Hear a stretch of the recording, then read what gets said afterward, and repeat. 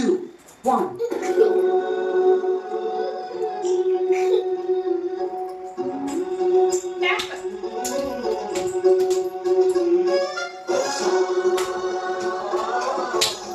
యాందిరయ్యా యాం చేస్తున్నా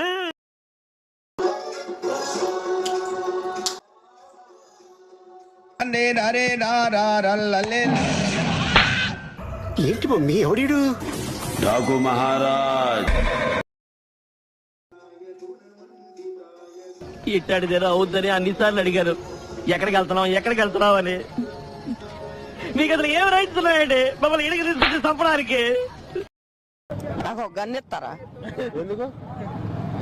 కాల్ చేసి అన్నమని జైలుకి వెళ్ళిపోతా. ఏం ఈ పనుల్లో కనిపించలేదు. పైగా ఫిజికల్ గానీ మెంటల్ గానీ స్ట్రెయిన్.